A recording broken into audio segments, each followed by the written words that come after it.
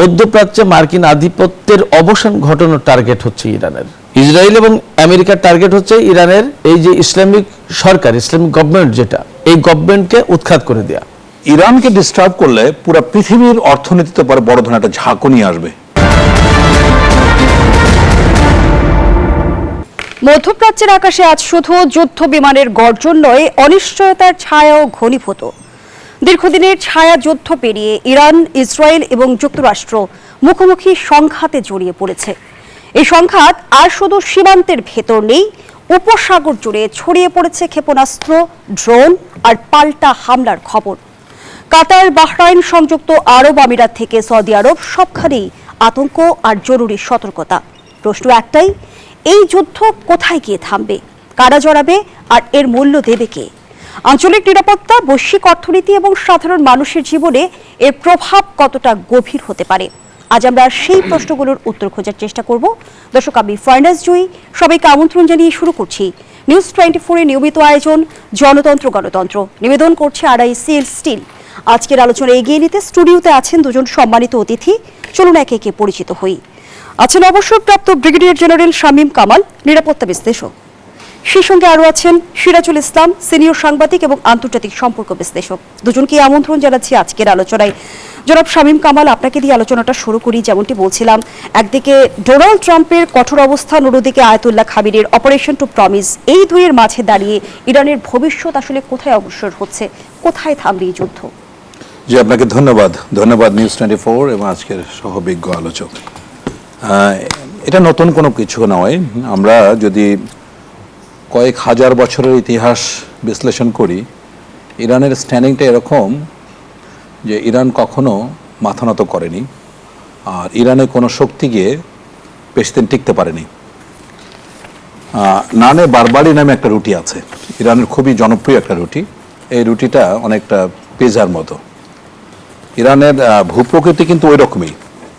আপনি যদি দেখেন যে ইরান চারপাশ থেকে এমনভাবে এটা বেষ্টিত, এলব্রুজ এবং জাগরোজ, এই দুইটা পাহাড় দিয়ে, এটা ওই যে পিজা যেরকম চারপাশে পাহাড়, উঁচু পাহাড়, তারপরে কিন্তু ডেজার্ট, লুতে কবির লুত এবং কবির ডেজার্ট যেটা আছে, এই দুইটা ডেজার্ট আপনার বলতে গেলে 50% অফ দ্য টোটাল মানে জিওগ্রাফি ল্যান্ডস্কেপ। সুতরাং যত বড় শক্তি হোক না কেন, ইরানে গিয়ে কেউ কখনো আক্রমণ করার দুঃসাহস দেখায়নি। আর আমরা সামরিক দৃষ্টিকোণ থেকে বলি, যতক্ষণ পর্যন্ত ইনফ্যান্ট্রি বুট গ্রাউন্ডে না যাবে ততক্ষণ পর্যন্ত এটাকে দখল বলা যাবে না। ঠিক আছে? সো আপনি যতই বড় স্ট্রাইক করেন না কেন, যতই বড় মিসাইল অ্যাটাক করেন না কেন, আলটিমেটলি যদি গ্রাউন্ডে যদি ট্রুপসকে না পৌঁছায়, এটাকে দখল বলাই যাবে না। সো এটা একটা বড় ধরনের ঝুঁকি, এটা ইউএসএ ভালো মতো জানেন। এখন আসেন যে এটা কিন্তু দীর্ঘদিনের একটা সিকোয়েন্স, দীর্ঘদিনের একটা যে কনফ্রন্টেশন। এখন মিডল ইস্টে as a matter of fact, other than Iran, কেউ কিন্তু ইউএসকে চ্যালেঞ্জ করার সামর্থ্য রাখে না। ইরানের যে এই ভিত্তি, এটা কিন্তু শুধুমাত্র যে শুধু সামরিক শক্তি তা কিন্তু না। সামরিক শক্তিতে হয়তো ইরান পিছিয়ে আছে। ইরানের সবচেয়ে বড় শক্তি হচ্ছে গিয়ে তার জিওপলিটিক্যাল লোকেশন। মানে আপনি যদি ইয়েকে ধরেন, মানে এর যে সম্পদ আছে, সম্ভবত তেলে পৃথিবীতে তৃতীয় অবস্থান এবং ন্যাচারাল গ্যাসে বোধহয় ফোর্থ অর সেকেন্ড, রাইট? এরকম একটা অবস্থান। সুতরাং ইরানের উপরে ভীষণভাবে নির্ভরশীল হচ্ছে চায়না, নাম্বার 1, তারপরে রাশিয়া।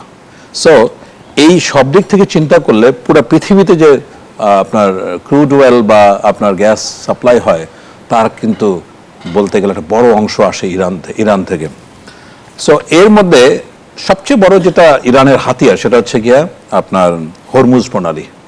হরমুজ প্রণালী হচ্ছে মাত্র 34 কিলোমিটার লোয়েস্ট, যে ন্যারোয়েস্ট যেটা আছে, এবং যত আপনার ন্যাচারাল রিসোর্স ট্রাফিক হয়, এটা পৃথিবীর প্রায় 1/3 রিসোর্স এই হরমুজ প্রণালীতে মানে ট্রাফিক হয়ে আসে। সুতরাং ইরানকে ডিস্টার্ব করলে পুরো পৃথিবীর অর্থনীতিতে পরে বড় ধরনের একটা ঝাঁকুনি আসবে, এটা কিন্তু জানেন। এখন আসেন যে ইউএসএর যে বাগাড়ম্বর যে বা বিভিন্ন ধরনের যে ঘটনা, বিভিন্ন সময়ে যে হুমকি ধমকি দিচ্ছে, এর মূল কারণ হচ্ছে ইসরায়েল। বিকজ ইসরায়েলের এইমস নামে একটা লবিস্ট গ্রুপ আছে, যেটা ইউএসএ আপনার আইপ্যাক বলে। হ্যাঁ আইপ্যাক রাইট যেখানে আপনার রাইট আইপ্যাক একটা এমন একটা লবিস্ট জিউস গ্রুপ যে এটার কারণে ইউএস এর all politicians even presidential election capital হিলে গিয়ে সমস্ত সেনেটর, সমস্ত হাউস অফ রিপ্রেজেন্টেটিভ যারা মেম্বার থাকেন তারা গিয়ে রোল কল করে বাইবেলের উপর শপথ নেয় তারা কোনো অবস্থাতে ইসরায়েলের স্বার্থের বিরুদ্ধে যাবে না। সো এরকম একটা জায়গায় যদি জিউস মানে ক্যাপিটাল ইউএস ইয়ার থেকে তুলে নিয়ে আসা হয় তাহলে কিন্তু বড় একটা ধস নামবে। সো এই কারণে এইসবের কারণে আপনার কোনো সময় ইউএসএ ইসরায়েলের ইন্টারেস্টের বিরুদ্ধে যেতে পারে না। গত জুনে যে যুদ্ধটা হলো তখন কিন্তু ইসরায়েলকে মানে জাস্ট দেখানোর জন্য হলেও ইউএসএ কিন্তু বড় একটা সামরিক অপারেশন করেছে।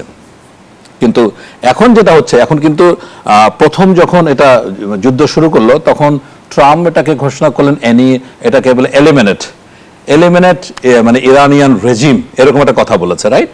কিন্তু কিছুক্ষণ পরে যখন সেকেন্ড ওয়েভটার প্রস্তুতি নিচ্ছিল তখন কিন্তু বলে অ্যানিহিলেট। এই দুইটার মধ্যে তফাৎ আছে। এলিমিনেট হচ্ছে উচ্ছেদ করা, আর অ্যানিহিলেট হচ্ছে গিয়ে মানে ধাপে ধাপে ধুকে ধ্বংস করা। এই দুইটার মধ্যে তফাৎ আছে। কারণ সর্বশেষ যেটা হচ্ছে যে 4টা টার্গেটকে আপনার ডোনাল্ড ট্রাম্প টার্গেট করেছে, মানে যে 4টা লক্ষ্যবস্তু সেট করেছে। এক হচ্ছে যে ইরানে কোনোভাবে তাদের নিউক্লিয়ার ওয়েপন তৈরি করতে দিবে না, এটা একটা 1 নম্বর কারণ। 2 নম্বর হচ্ছে যে ওই এলাকাতে যে প্রক্সি ওয়ার হয় এবং প্রক্সিটা কিন্তু মদতদাতা বা এটার যোগানদাতা বলতে পারি, মদতদাতা আমরা যদি নেগেটিভ ওয়ার্ড চিন্তা করি, যোগানদাতা হচ্ছে ইরান। ওখানে লেবননে হচ্ছে কি আপনার হিজবুল্লাহ, এখানে ইয়েমেনে হচ্ছে হুতি, এবং ইরাক বা সিরিয়াতেও মানে শিয়া সম্প্রদায় যারা আছে তাদেরকে দিয়ে এই প্রক্সি ওয়ারটা করে। তাহলে এখন দেখুন এক পাশে ইয়েমেন আর এক পাশে যে ইরান, এই দুইটা দেশ যদি একসাথে হরমুজের উপরে কোনো ধরনের অ্যাটাক করতে চায় তাহলে কিন্তু পুরো সাপ্লাই চেইন অফ ন্যাচারাল আপনার এনার্জি সোর্স পুরোটাই কিন্তু ডিসরাপ্টেড হবে, ক্ষতিগ্রস্ত হবে, সাময়িকভাবে ক্ষতিগ্রস্ত হবে। সুতরাং এই জায়গাটায় ইরান যখন মানে ক্রাশিং রিটালিয়েশন বলছে, ইরান কিন্তু এই অ্যাটাকের পরে ক্রাশিং রিটালিয়েশন বলছে, তার প্রেক্ষিতে এখন কিন্তু ইউএসএ এবং ইসরায়েল আরো সমন্বিতভাবে আরো মারাত্মক ধরনের আক্রমণ করতে যাচ্ছে বলে আমরা ধারণা করছি। ইতোমধ্যে ইরান যেটা ডিক্লেয়ার করেছে যে উইদিন মিডল ইস্ট যতগুলি জায়গা আছে এবং এই জায়গাগুলিতে দেশগুলিতে যেখানে ইউএস এবং ইসরায়েল ব্যক্তি, বস্তু, স্থাপনা প্রত্যেকটা এখন লেজিটিমেট বৈধ সামরিক টার্গেটের মধ্যে তারা কনসিডার করছে। এবং ইতোমধ্যে কুয়েতে, বাহরাইনে তো তাদের 5th ফ্লিট সবচেয়ে বড় যেটা নৌবহর ওই অঞ্চল সেটা হেডকোয়ার্টার্স, সেখানেও কিন্তু আক্রমণ করেছে। সো এবং কাতারেও বেশ কয়েকটা জায়গায়, কাতার আমি কিছুক্ষণ আগে মানে আল জাজিরা রিপোর্টে দেখছিলাম যে 7টা থেকে এটা অলরেডি শুরু হয়েছে। সুতরাং এটা একটা ম্যাসিভ একটা সিভিয়ার টাইপ অফ ওয়ারের দিকে টার্ন নিচ্ছে। ধন্যবাদ জানাচ্ছি জনাব শামীম কামাল। জনাব সিরাজুল ইসলাম, আমরা দেখলাম যে ভয়াবহ হামলার মুখে ইরান 31 প্রদেশের 20টি ক্ষতিগ্রস্ত হয়েছে এবং এর পাল্টা জবাবে কিন্তু বাহরাইনে মার্কিন 5ম নৌবহরের সদর দপ্তরে ইরানি ক্ষেপণাস্ত্রের আঘাত, কাতারের আল উদেইদে, আমিরাতের আল দাফরা ঘাঁটিতে বিস্ফোরণ ঘটিয়েছে ইরান। একটু জানতে চাই যে ইরানের এই পাল্টাঘাত কি মধ্যপ্রাচ্যের মার্কিন আধিপত্যের ভিত নাড়িয়ে দিল নাকি আঞ্চলিক নিরাপত্তার জন্য নতুন করে হুমকি তৈরি করলো? আঞ্চলিক নিরাপত্তার জন্য হুমকি তৈরি করার কোনো কারণই নেই। কারণ ইরান সবসময় বলে এসেছে, আমি ইরানে যেহেতু 10 বছর ছিলাম, আমি সেখানে সাংবাদিকতা করেছি এবং আমার ছোট ছেলেটা এখনো ইরানে পড়াশোনা করে, মেডিকেল 4th ইয়ার এসে পড়ে। এই 10-15 মিনিট আগেও তার সাথে কথা হলো আমার। আমি ওখানকার সিচুয়েশনটা তো জানি, মধ্যপ্রাচ্যের বেশ একটা সিচুয়েশন আমার খুব জানা। সেক্ষেত্রে ইরান সবসময় বলে এসেছে যে তার যে সামরিক সক্ষমতা, যে তার যে সামরিক মিলিটারি পাওয়ার, এটা কিন্তু আঞ্চলিক কোনো দেশের জন্য হুমকি নয়।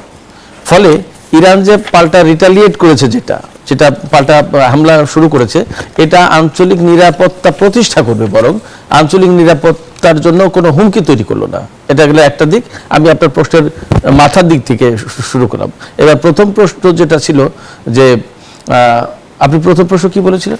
আমি প্রশ্ন রেখেছিলাম যে এই যে ইরান পাল্টা জবাব দিয়েছে, এটা মধ্যপ্রাচ্যে মার্কিন আধিপত্যের ভিত নাড়িয়ে দিল কিনা? এটা খুবই ইম্পর্ট্যান্ট একটা এই প্রশ্নটা, এই অংশটা খুবই গুরুত্বপূর্ণ। হ্যাঁ, মধ্যপ্রাচ্যে মার্কিন আধিপত্যের ভিত নাড়িয়ে দিল তো বটেই এই হামলায়। আমি ধারণা করছি, এবং ইরানিদের টার্গেট যেটা আমি তো কম বেশি জানি এবং খুব নিবিড়ভাবে আমি খোঁজ খবর রাখি, বিশেষ করে মিডল ইস্টের বিষয়গুলো, তাতে মধ্যপ্রাচ্যে মার্কিন আধিপত্যের অবসান ঘটানোর টার্গেট হচ্ছে ইরানের।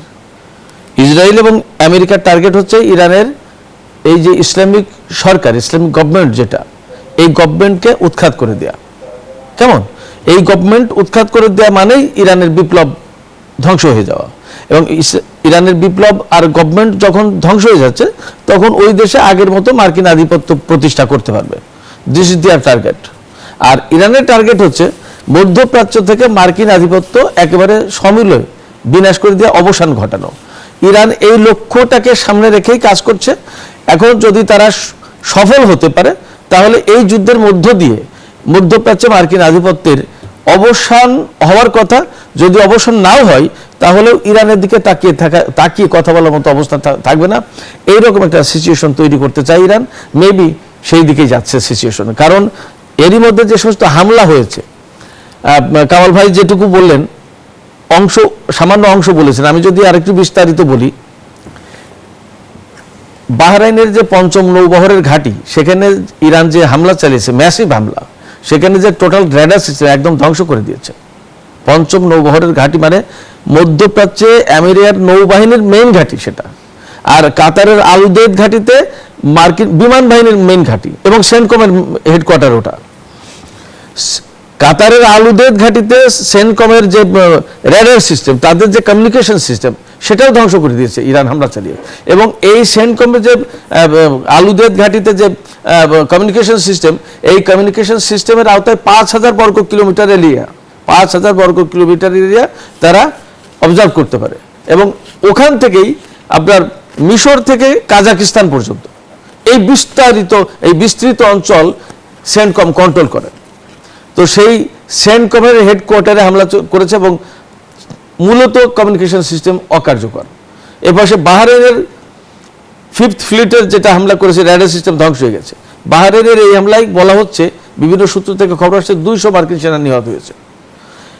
এরই মধ্যে সংযুক্ত আরব আমিরাতের রাজধানী আবুধাবি এবং বাণিজ্যিক নগরী দুবাইয়ে হামলা করেছে, এবং খলিফা আল বুর্জ যেটা, বুর্জ খলিফা যেটা, যে সবচেয়ে উঁচু টাওয়ার যেটা, সেখানে হামলা করেছে ইরান। নট অনলি দ্যাট, দুবাইয়ে এবং আবুধাবিতে ডোনাল্ড ট্রাম্পের পার্সোনাল প্রাইভেট বিনিয়োগ আছে। এই বিনিয়োগ করা যে সমস্ত প্রতিষ্ঠান, সেখানে ইরান হামলা চালিয়েছে। সৌদি আরবের রিয়াদে হামলা চালিয়েছে। শুনতে পেয়েছি তুরস্কে হামলা চালিয়েছে। I am not sure about তুরস্ক, বাট তুরস্কের ব্যাপারে শুনেছি। জর্ডানে হামলা চালিয়েছে, কুয়েতে হামলা চালিয়েছে। ইরাকের যে এরবিল হচ্ছে ইরানের কাছাকাছি সীমান্ত এলাকায়, ইরাকের এরবিল আর ইরানের আরদাবিল, এই দুটো পাশাপাশি সীমান্তবর্তী এলাকা, কুর্দি অঞ্চল, ওই অঞ্চল থেকে আমেরিকার ঘাঁটি আছে, সেই ঘাঁটিতে হামলা চালিয়েছে। জর্দানে হামলা চালিয়েছে। তা শুধুমাত্র মধ্যপ্রাচ্যে ওমান বাকি আছে। ওমানে একটা ঘাঁটি আছে সম্ভবত আমেরিকার, ওই ঘাঁটিতে হামলা চালিয়ে। এপাশে আরব সাগর বা ওমান উপসাগরে যে মার্কিন আপনার আর্মাডা, যেটা আব্রাহাম লিঙ্কন প্লাস তার সাথে স্ট্রাইক গ্রুপ যেটা রয়েছে, সেখানেও নাকি হামলা চালিয়েছে। ইরান মিগ-29 ব্যবহার করছে বিভিন্ন আঞ্চলিক। এই চলমান অস্থিরতার মাঝেও কিন্তু আমরা দেখছি যে ইসরায়েলের শীর্ষস্থানীয় বেশ কিছু গণমাধ্যমে খবর এসেছে, ইরানের সর্বোচ্চ নেতা আয়াতুল্লাহ খামেনি ইসরায়েলি ও মার্কিন যৌথ হামলায় নিহত হয়েছে। যদিও ইরানের পররাষ্ট্রমন্ত্রীর দাবি যে খামেনি এখনো বেঁচে আছে। এই পাল্টাপাল্টি দাবির আসলে এইটা মূলত সাইকোলজিক্যাল ওয়ারফেয়ার। এটা সাইকোলজিক্যাল ওয়ারফেয়ার এই কারণে যে যুদ্ধের সময় যতটা সামরিক দিক দিয়ে, অর্থাৎ সামরিক সরঞ্জাম ব্যবহার করে যুদ্ধ হয়, তার যে কোনো অংশেই মানসিক যুদ্ধ যেটা, মনস্তাত্ত্বিক যুদ্ধ যেটা, এটা কম হয় না। ইসরায়েল বলবে যে ইরানের সর্বোচ্চ নেতাকে এলিমিনেট করা হয়েছে, অমুক মারা গেছে, তমুক মারা গেছে, ইত্যাদি ইত্যাদি। এমনকি সেনাপ্রধান মারা গিয়েছে, এরকম কথাও বলা হয়েছিল। কিন্তু পরবর্তীতে দেখা গেছে না, আমি যে খবর পেয়েছি, আমি বিশেষ কিছু সোর্স থেকে খবর সংগ্রহ করার চেষ্টা করি, সেই সমস্ত সোর্স থেকে আমাকে বলেছে যে প্রধান বিচারপতি মারা গেছে। আরো পরবর্তীতে হয়তো আরো 2-1 মারা যেতে পারে, কারণ হামলাটা তো তারা প্রিএমটিভ হামলা চালিয়েছে, যেহেতু তারা আগেভাগে হামলা চালিয়েছে, সেক্ষেত্রে আগেভাগের হামলাটা যে কোনো মুহূর্তে সফল হয়ে যেতে পারে। সেক্ষেত্রে অনেক কিছু ক্ষয়ক্ষতি হয়েছে, কিন্তু সর্বোচ্চ নেতা বেঁচে আছেন, প্রেসিডেন্ট বেঁচে আছেন, এবং আরো গুরুত্বপূর্ণ নেতা বা সামরিক কমান্ডার তারা সবাই সুস্থ আছেন। এবং ইরান যে পাল্টা হামলা বা পাল্টা জবাব দিচ্ছে, তার থেকে মোটামুটি বোঝা যাচ্ছে যে ইরানি বাহিনী বা ইরানি জনগণের মনোভাবটা কি।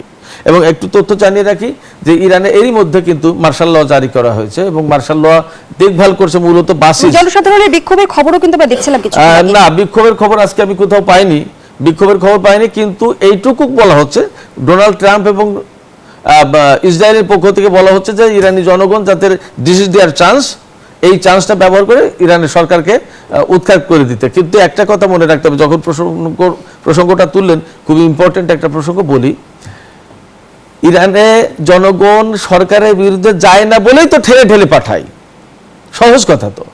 ইরানের জনগণ যদি এতটাই বেশি ইরানি গভর্নমেন্টের এগেনস্টে থাকতো, তাহলে তো ডোনাল্ড ট্রাম্পকে এবং নেতানিয়াহুকে তাদের পেছনে টাকা খরচ করতে হতো না এবং ঢাকিয়ে ঢাকিয়ে রাস্তায় নামাতে এই হতো। মুহূর্তে আসলে সমীকরণ কি বলে? ডোনাল্ড ট্রাম্পের একমাত্র উদ্দেশ্য কি শাসন ব্যবস্থার পরিবর্তন ইরানে, নাকি ইরানের পরমাণু ব্যবস্থা ধ্বংস করার ধরনের পায়তারা? আমি সে আলোচনায় ফিরতে চাই বিরতির পর। দর্শক, জনতন্ত্র গণতন্ত্রের রিপোর্টে একটা বিরতি নিচ্ছি। সাথে আবারও আমন্ত্রণ, দেখছেন নিউজ 24 এর নিয়মিত আয়োজন জনতন্ত্র গণতন্ত্র, নিবেদন করছে RICL স্টিল। আমরা আবারও ফিরছি আলোচনায়। জনাব সিরাজুল ইসলাম, যে প্রশ্নটি রেখে বিরতিতে গিয়েছিলাম, শাসন ব্যবস্থার পরিবর্তন, পরমাণু অবকাঠামো ধ্বংস সহ আর কি কি উদ্দেশ্য নিয়ে ট্রাম্প এগুচ্ছে? আমি আপনার এই উদ্দেশ্যগুলো কি কি উদ্দেশ্য নিয়ে ট্রাম্প এবং ইসরায়েল হামলা চালাচ্ছে সেইগুলো বলার আগে আপনি আপনার যে দুটো প্রসঙ্গ উল্লেখ করলেন, যে পরমাণু কর্মসূচি ধ্বংস এবং ইরানের সরকার পরিবর্তন, আমি এখানে একটু আপত্তি জানিয়ে তারপরে আলোচনাটা শুরু করি। এই যে ইরান তো একটা স্বাধীন রাষ্ট্র, জাতিসংঘের সদস্য এবং নিরাপত্তা পরিষদে তাদের প্রতিনিধিদের অংশগ্রহণ থাকে, বিভিন্ন সময় সাধারণ পরিষদের অংশগ্রহণ থাকে, বিভিন্ন অঙ্গ প্রতিষ্ঠানে বিভিন্ন জায়গায় অংশগ্রহণ থাকে। দ্যাট ইজ ইন্টারন্যাশনালি রিকগনাইজড একটা কান্ট্রি, কেমন? এবং তাদের সরকার, সেটাও বৈধ সরকার, অবৈধ কোনো সরকার না, নির্বাচিত সরকার। তাদের শাসন ব্যবস্থা তাদের মতো করে। পৃথিবীর সব দেশে শাসন ব্যবস্থা আমেরিকার মতো হবে, এটা কোন চাওয়া? এটা তো একটা অটোক্র্যাটিক ডিমান্ড, এটা তো হতে পারে না। রাশিয়ার মতো করে চলছে। চীনের শাসন ব্যবস্থা কি তারা পরিবর্তন করে দেবে? এবং এই যে চাওয়াটা, তো এত যদি অটোক্রাসিজম যদি ধ্বংস করতে চায়, তাহলে আরব দেশগুলো কি অবস্থায় আছে? পৃথিবীর আরো বহু দেশে তো স্বৈরতান্ত্রিক শাসন ব্যবস্থা আছে, সেগুলো ইটসেলফ ইসরায়েল, সেটা কি? ফলে আমেরিকার যে চাওয়াটা, এই চাওয়াটা কোনোভাবে বৈধ হতে পারে না, এবং এই চাওয়া নিয়ে আসলে ডিসকাস করাটা একটা বিব্রতকর ব্যাপার। তারপরেও বলি আলোচনার স্বার্থে, এগুলো তো চাইছেই। সবচেয়ে বড় চাওয়াটা কি? একটা গ্রেটার ইসরায়েল প্রতিষ্ঠা করতে চাই। Israel not a country, that is just military base of USA in the middle east. সেক্ষেত্রে মিডল ইস্টে তার ঘাঁটিটাকে, অর্থাৎ, এবং কেউ কেউ বলে থাকে যে মিডল ইস্টে ইসরায়েল হচ্ছে আমেরিকার 51তম অঙ্গরাজ্য। ফলে আমেরিকার অবস্থানটাকে শক্তিশালী করার জন্য ইরানকে এইভাবে ধ্বংস করে দেওয়ার চেষ্টা। ইরান সেখানে একটা বাধা। আরব দেশগুলো তো সব মুরিদ আমেরিকার, ইসরায়েলের সব মুরিদ। একমাত্র মুরিদ করতে পারেনি, ট্যাবলেটটা খাওয়াতে পারেনি ইরানকে। এটাই সংকট তাদের জন্য। এই ইরানকে যদি ধ্বংস করে দিতে পারে, বিনাশ করে দিতে পারে ইরানের এই শাসন ব্যবস্থা, এই সরকারকে, তাহলে মিডল ইস্টে গ্রেটার ইসরায়েল প্রতিষ্ঠা করতে পারে। আপনি নিশ্চয়ই জেনে থাকবেন, Mike Huckabee, ambassador two Israel, Mike Huckabee, এই 3-4 দিন আগে বলেছেন যে ইসরায়েল যদি মধ্যপ্রাচ্যের সব আরব দেশ দখল করে নেয়, তাহলে তার কোনো আপত্তি থাকবে না। ওপেন। এখন আসলে আরব দেশগুলোর ভূমিকা কি হবে? আরব দেশগুলোর তো ভূমিকা তাই আছে। আরব দেশগুলো কিছুদিন আগে বলেছিল, ইরান যখন বলেছে যে ভাই, তোমরা যদি তোমাদের ঘাঁটিগুলো ব্যবহার করতে দাও আমেরিকাকে, তোমাদের আকাশপথ যদি ব্যবহার করতে দাও আমেরিকাকে এবং ইসরায়েলকে, তাহলে তোমাদের এগেনস্টে কিন্তু তোমাদের মানে সেই সমস্ত ঘাঁটিতে হামলা চালাবো। তখন সবাই বলেছে যে না, আমরা সেটা করব না। এবং তারা সবাই আমেরিকাকে বলেছিল, যে অনুরোধ করেছিল যে এই যুদ্ধ করাটা ঠিক হবে না। কিন্তু এখন ঠিকই প্রত্যেকটা দেশ তাদের ঘাঁটি, মাটি, আকাশপথ, সমুদ্র বন্দর ব্যবহার করতে দিয়েছে। ফলে তারা যে চিরদিন মেরুদণ্ডহীন অবস্থায় ছিল, সেই অবস্থায় আছে, সেই অবস্থায় থাকবে। এরই মধ্যে সৌদি আরবে বা বিভিন্ন জায়গায় যে সমস্ত ঘাঁটিতে, মধ্যপ্রাচ্যের যে সমস্ত ঘাঁটিতে হামলা চালিয়েছে ইরান, সেই ব্যাপারে তারা নিন্দা জানিয়েছে। ফ্যাক্ট হচ্ছে কি, যে ইরান তো সেই সমস্ত দেশের সার্বভৌমত্বের উপর আঘাত আনেনি, ওই সমস্ত দেশে থাকা মার্কিন ঘাঁটিতে আঘাত এনেছে। জি, ধন্যবাদ জানাচ্ছি। জনাব শামীম কামাল, মধ্যপ্রাচ্য উত্তেজনা নিয়ে রাশিয়ার নিরাপত্তা পরিষদে আলোচনা হলো। মার্কিন হামলাকে পূর্ব পরিকল্পনা হিসেবে বললেন পুতিন এবং ইরানে যুক্তরাষ্ট্র ও ইসরায়েলের হামলার উদ্বেগ প্রকাশ করেছে চীন। প্রশ্ন রাখতে চাই যে মস্কো এবং বেইজিং কি কেবল বিবৃতির মধ্যে সীমাবদ্ধ থাকবে, নাকি তারা ইরানকে সামরিক সহায়তা দিয়ে যে কোনো সময় যুদ্ধের মোড় ঘুরিয়ে দিতে সক্ষম হবে? না, শুধুমাত্র বিবৃতির মধ্যে থাকবে না। আমরা আসলে যে জিনিসটা গুরুত্বের সাথে বিবেচনা করতে হবে, ইরান যদি আক্রান্ত হয় তাহলে সবচেয়ে বেশি মানে আপনার যে জ্বালানি শক্তি, এনার্জি সেক্টরের সবচেয়ে বেশি অ্যাফেক্টেড হবে চায়না। চায়না একটা বড় কনসার্ন, এবং এর কারণে তো অটোমেটিক্যালি হরমুজে এই চলাচলটা মানে এটা ব্যাহত হবে। অলরেডি ক্লোজ করে দিয়েছে, ক্লোজ করে দিতে বাধ্য, বিকজ যে কোনো নাও করে তাও তো চলতে পারবে না, যুদ্ধের ভিতরে জাহাজ চলবে। Exactly, this is called blockade. হ্যাঁ, ব্লকেড মানে ইরানের শুধু একটা ঘোষণাই যথেষ্ট যে আমি যে কোনো, এই যে বলছে না যে মধ্যপ্রাচ্যে যত ধরনের ইসরায়েলি এবং আমেরিকান আছে, আমেরিকান বেইজ, ব্যক্তি, স্থাপনা, প্রত্যেকটাই এখন আমার বৈধ সামরিক টার্গেট। সো যে কোনো শিপ যেটা ইউএস বাউন্ড সেটা কিন্তু এখন ইরানের বৈধ টার্গেট, সুতরাং হরমুজে পড়লেই ইরান এটাকে আক্রমণ করবে। So this is very severe an affair. আচ্ছা, এখন কথা হলো যে বিবৃতির মধ্যে থাকবে না, আবার একই সাথে সামরিক সহায়তা দিয়ে এই যুদ্ধে মানে নগদ কোনো সহায়তা করা সম্ভব না। আপনি দেখুন তাদের যে মিলিটারি ক্যাপাসিটি, এটা কিন্তু ইউএস এর কাছে কিছুই না, ইরানের কোনো সামর্থ্যই নেই বলতে গেলে। তাদের যে মিসাইল বা ড্রোন আছে এইগুলি কোনো অনুপাতেই আসবে না যদি আমি ইরানের সাথে মিলাতে যাই, মানে ইউএস এর সাথে ইরানে মিলাতে যাই। ইরানের সর্বশেষ যে বড় মানে আকাশ যুদ্ধে যেটা শক্তিশালী ছিল সেটা হলো Su-24, মানে এটা কোনো জেনারেশন ওয়ার মানে এয়ারক্রাফটে না। গত যুদ্ধের পরে রাশিয়ার কাছ থেকে Su-35 বা এই ধরনের F-35 স্ট্যান্ডার্ডের কিছু চাহিদা করলো বলে আমি জানি, বাট এটা এখনো ডেলিভারি হচ্ছে কিনা সন্দেহ, because it tax a long time. এখন কথা হলো যে আপনার বুঝতে হবে যে ইউএসএ কেন এই যুদ্ধে ইনভলভ হলো। দীর্ঘদিন ধরে ইসরায়েল চাচ্ছিল ইউএসএ এই যুদ্ধে যেন সম্পৃক্ত হয়। ইসরায়েল চাচ্ছিল যে তাদের মতো করে যেন মিডল ইস্টটা সাজাবে। ভাই খুব চমৎকারভাবে ব্যাখ্যা করেছেন জিনিসটা। এখন দেখুন, ডোনাল্ড ট্রাম্পকে বলা হয় মানে আমাদের ওই যে মোহাম্মদ বিন তুগলকের মতো পাগলা রাজা আর কি, সিম্পল।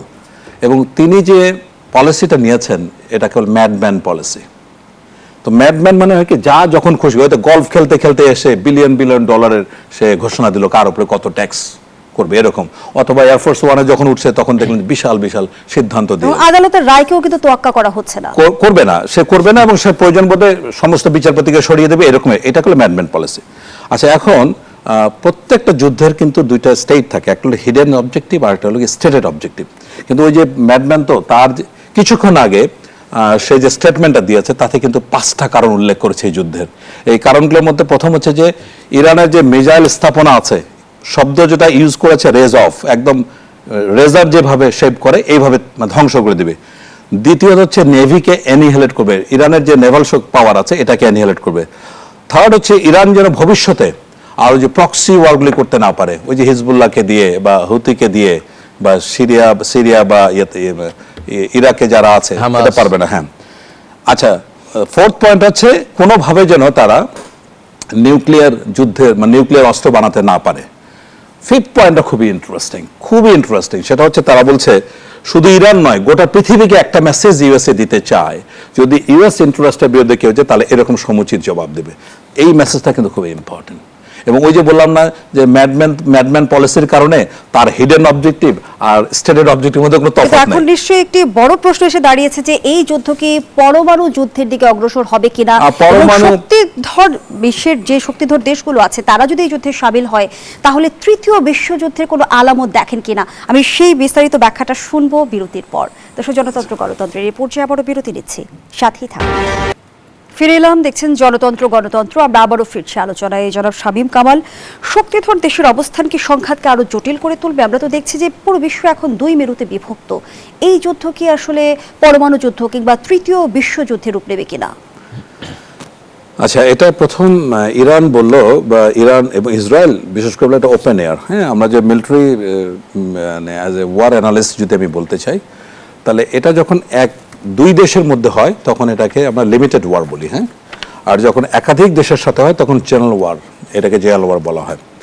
আচ্ছা, এখন নিউক্লিয়ার ওয়েপন ব্যবহার হবে কি হবে না, ইরান দাবি করে আসছে যে তাদের এই যে ইউরেনিয়ামের যে ডিপোজিশন, এটা হচ্ছে গিয়ে পাইলিংটা, এটা হচ্ছে পিসফুল এঙ্গেজমেন্টের জন্য। এখন ভাই যেটা বললেন যে ইরান ঘোষণা দিয়েছে অল্প সময়ের মধ্যে তৈরি করতে পারবে বা ব্যবহার করবে, ব্যবহার করবে না, তৈরি করতে পারে, এরকম যদি বলে থাকে তাহলে কিন্তু এটা ইরানের বিপক্ষে যাবে। বিকজ এতদিন তারা বলছে শান্তির পক্ষে, বাট বাধ্য যদি হয় তাহলে তৈরি করতে পারে। আচ্ছা, এখন কথা হলো যে আপনার নিউক্লিয়ার ডেটারেন্সটার বিষয়টা হচ্ছে যে এটা কিন্তু ডেটারেন্স ক্রিয়েট করতে হবে, হঠাৎ করে কাজ হবে না। আপনি দেখেন নর্থ কোরিয়া কিছুদিন পর পর একটা করে নিউক্লিয়ার টেস্ট করে, এটার মাধ্যমে দেখিয়ে দেয় আমার এটা আছে। এবং নর্থ কোরিয়া এবং সাউথ কোরিয়ার মধ্যে প্যারালাল 38 বরাবর 1000 আর্টিলারি গান প্লেস করা আছে, যেটা একদম সিউল পর্যন্ত কভার করা যায়। মানে শুধুমাত্র আদেশ দিবে, একদম রাজধানীর সিউল একদম ধূলিসাৎ করে দিতে পারবে। তাহলে ব্যাপারটা হচ্ছে যে তার নিউক্লিয়ার পাওয়ার আছে বলেই কিন্তু সে কিছুদিন পর পর এটা টেস্ট করে দেখিয়ে দেয়। ইরান এই জায়গাটা পিছিয়ে আছে। ইরানের যদি এই সামর্থ্য থেকেই থাকে, আমি মনে করি একজন মানে ওয়ার স্ট্র্যাটেজি স্টুডেন্ট হিসাবে এই যুদ্ধের পরে ইরান অ্যাটলিস্ট ঘোষণা দিয়ে নিউক্লিয়ার অস্ত্রে যাওয়া উচিত। তাছাড়া কিন্তু ইরানের এবার মানে বিপদ সব দিক থেকে গেছে। দেখুন, কিছুক্ষণ আগে ইউএই ডিক্লেয়ার করেছে রিটালিয়েট করবে। এখন একইভাবে যদি কাতার, কুয়েত, সৌদি আরব সব দেশগুলো রিটালিয়েট করবে, তাহলে তো কোণঠাসা হয়ে যাবে মানে ইরান এককভাবে। সো এই বিষয়গুলিকে সামনে রেখে সামনের খুব ভয়াবহ কিন্তু একটা বিপদ আছে। গত জুনের যুদ্ধ কিন্তু ছিল ইসরায়েলকে খুশি করার যুদ্ধ, এবারকার যুদ্ধটা কিন্তু সরাসরি যেহেতু ফিফথ ফ্লিটকে অ্যাটাক করেছে। কারণ ফিফথ ফ্লিট হচ্ছে এমন একটা স্ট্র্যাটেজিক তাদের অবস্থান, যেটা গালফ, তারপরে আপনার কি বলে ইন্ডিয়ান ওশন থেকে শুরু করে আফ্রিকার মধ্যে পুরো রিজিয়নের একটা বড় ধরনের সেইখানে স্ট্রাইক করেছে। সুতরাং ইউএসএ এটা সহজে স্বাভাবিকভাবে নেবে না। আর অল্প সময়ের মধ্যে চায়না বা রাশিয়া তাদের পাশেও দাঁড়াতে পারবে না। সুতরাং এখন কিন্তু ইরানের জন্য এটা খুব ঝুঁকিপূর্ণ। তবে হ্যাঁ, দেশপ্রেমের পয়েন্ট থেকে যেটাই তার সামর্থ্য আছে না সেটা দিয়ে সর্বোচ্চভাবে রিটালিয়েট করবে, এটাই হয়তো বা ইরানের এখন সর্বশেষ অবস্থান হবে। সিরাজুল ইসলাম, জাতিসংঘ নিরাপত্তা পরিষদ কি এই মুহূর্তে কোনো কার্যকর ভূমিকা নেবে নাকি নীরব দর্শকের ভূমিকাই থাকবে? না, নীরব দর্শকের ভূমিকাই থাকবে না। আমরা এরই মধ্যে জেনেছি যে রাশিয়া এবং চায়না যৌথভাবে ইমার্জেন্সি মিটিং কল করেছে। হয়তো আজকে যখন বাংলাদেশে গভীর রাত হয়ে যাবে তখন হয়তো জাতিসংঘ নিরাপত্তা পরিষদের মিটিং হতে পারে, অথবা ফ্রান্স মিটিংয়ের আবেদন জানিয়েছে, আহ্বান জানিয়েছে, সেটাও হতে পারে। তার মানে আজকালকের ভেতরে জাতিসংঘ নিরাপত্তা পরিষদে একটা মিটিং হবে এবং সেখান থেকে অনেক আলাপ আলোচনা হবে। বাট ফ্যাক্ট হচ্ছে কি যে জাতিসংঘ পুরোটা, শুধু নিরাপত্তা পরিষদ না, পুরোটাই তো মেইনলি চালায় আমেরিকা, অর্থাৎ আমেরিকার কথাই জাতিসংঘ চলে অনেকটাই। ছোট্ট করে একটু জানতে চাই 2-4 লাইনে যে ইরানে অবস্থানরত বাংলাদেশিদের এখন কি করণীয়? ইরানে অবস্থানরত বাংলাদেশি অল্পই আছে, বাট সেটা কয়েক হাজার হয়তো। পিতা হিসেবে আপনার উদ্বেগটা প্রকাশ করেন। Thank you. আমার ছেলে সেখানে রয়েছে, সে ডাক্তারি পড়ে তেহরান মেডিকেল ইউনিভার্সিটিতে, 4th ইয়ারের স্টুডেন্ট। আমি আমার ছেলের পিতা হিসেবে আমার অনেক সহকর্মী রয়েছে সেখানে, প্লাস আমার বাংলা ভাষাভাষী বা বাংলাদেশি ভাই ব্রাদার বোনেরা যারা রয়েছে, তাদের সবার ব্যাপারে আমার একই রকমের উদ্বেগ যে ভয়ঙ্কর একটা যুদ্ধ শুরু হয়েছে। এবং এই যুদ্ধের আগে চায়না থেকে শুরু করে বহু দেশ ইরান থেকে তাদের নাগরিকদের ফিরিয়ে নেওয়ার ব্যবস্থা করেছে, ওয়ার্নিং দিয়েছে, চলে যাওয়ার জন্য বলেছে। আমাদের বাংলাদেশের পক্ষ থেকে সম্ভবত এই ধরনের কোনো উদ্যোগ নেওয়া হয়নি। আমি এই জায়গা থেকে আবেদন জানাবো সরকারের কাছে, বিশেষ করে প্রধানমন্ত্রী জনাব তারেক রহমানের কাছে আমি সরাসরি আবেদন জানাতে চাই সরকার পর্যন্ত পৌঁছবে, এই ব্যাপারে রাখতে পারি। অসংখ্য সরকার। ধন্যবাদ জানাচ্ছি দুজনকে। দর্শক, এখানে শেষ করছে গণতন্ত্রের আজকের আয়োজন। ধন্যবাদ এতক্ষণ আমাদের সাথে থাকার জন্য।